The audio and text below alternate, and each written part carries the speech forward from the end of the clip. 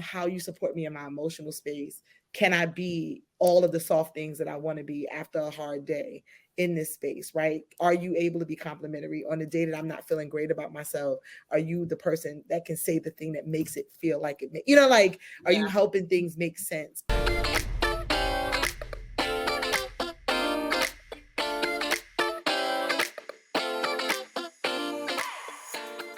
We don't eat meat.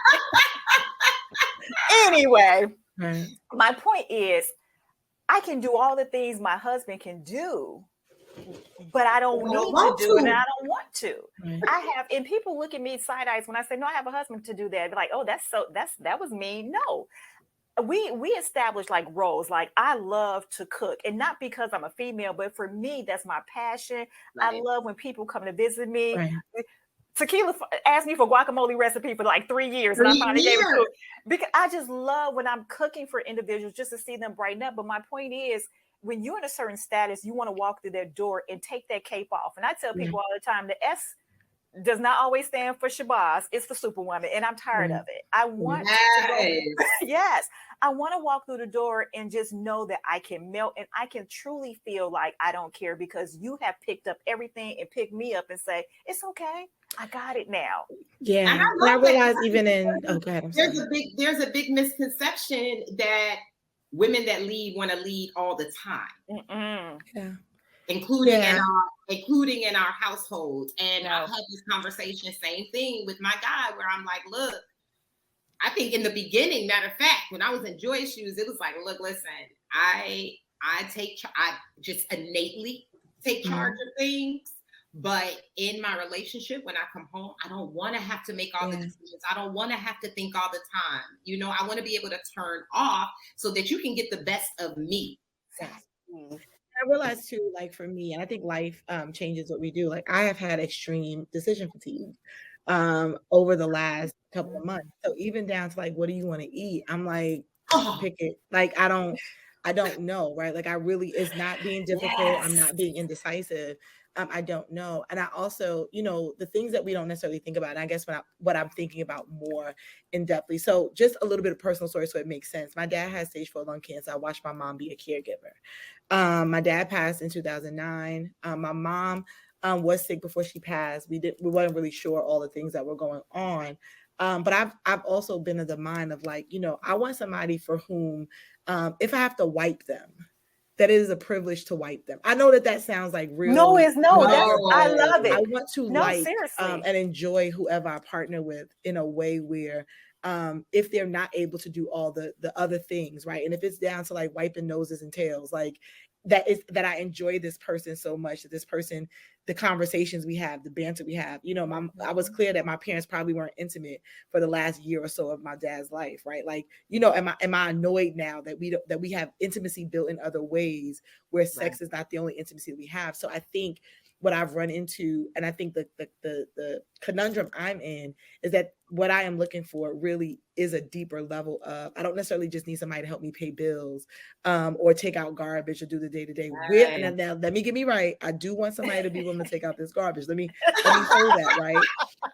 But I realized that, with some of the things that I've navigated, being able to the points that were made after a long day, be able to fold into, I couldn't sleep for a while, right? After my mom passed. And in my mind, I remember being like, if there was just somebody to snuggle up underneath and feel safe, right? To feel like after you coming home from a long day, the person is not there waiting for you to serve them, but they also are mindful of you, that we serve each other in this space. And so I think that's when I'm looking at that kind of balance, right? It's trying to find somebody that doesn't just see what it is that I can bring, but it's also thinking about how to help me show up as my best self, or sees doing for me as part of their privilege, right? And that's something that I was able to witness in my parents. I witnessed it in my grandparents. I've been blessed to see Black love, right, in a way that was real. I've lived under it. Like, I've seen what it looks like. So I'm not chasing something I don't believe exists, but I think those pieces help us to sit in our femininity. I think a lot of times women get pegged as we are, especially Black women or women that are doing certain things or achieving certain levels of success, that like we are these hard creatures and we don't know how to, like, it's not that we don't know how, It's that sometimes I'm standing here looking for where I can, and no one's offering me that place, right? And so I think for me, when we're thinking about the value that I believe, that I'm looking for the men in my life to bring, it is not necessarily bringing me more things to do. I'm not necessarily looking for compliments. I do want to feel validated. I do want to feel like I'm beautiful, like all those things. But I also want to know that, like, you got me. I want to know that, like, at the end of an argument, when you walk out the room, you walk in to go, flush the toilet, and you're not getting your keys and coat and walking out the door. Like, those are certain levels of stability that I'm looking for. Like, we're in this. And so whether this business makes $1 million or 1 million mistakes, like, we're riding through this stuff in a way where we got each other. And I think that's part of, and I think some of what women are looking for as far as standards is, can you hold up, right, under the pressure of my humanity? Right? Like, when I take off this girdle and this makeup, right? Are you good with being able to sit with the parts of me that I cannot unpack in front of this audience that's going to stop paying me, right? Are you willing to sit with that and not judge me for it, not throw it up in my face in an argument? Like, none of that, not, remind me that they think you great, but I know you this over here, but like always like affirming. So I think those are the pieces at this stage in my life that I'm looking for. I'm not looking for a welfare check. I'm not looking to marry somebody to swipe credit cards. Now, here's the other part. I do want you to have your own stability. So we got to find these balances, right? But the big things that stand out to me really are how you support me in my emotional space. Can I be all of the soft things that I want to be after a hard day in this space, right? Are you able to be complimentary on the day that I'm not feeling great about myself? Are you the person that can say the thing that makes it feel like it, are you helping things make sense, right? Can I fold into, can I also be strong with you and you not turn that against me? You know what I mean? Like, can I be weak and strong, right? That's big. All those things. That's big when you talk about, can I be strong and you not turn that against me? Yeah.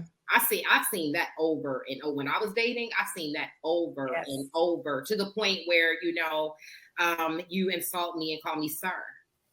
Yep. Right? Things like that. When it's like, excuse me, right? So I think that, excuse me, there is a big misconception about what we're looking for.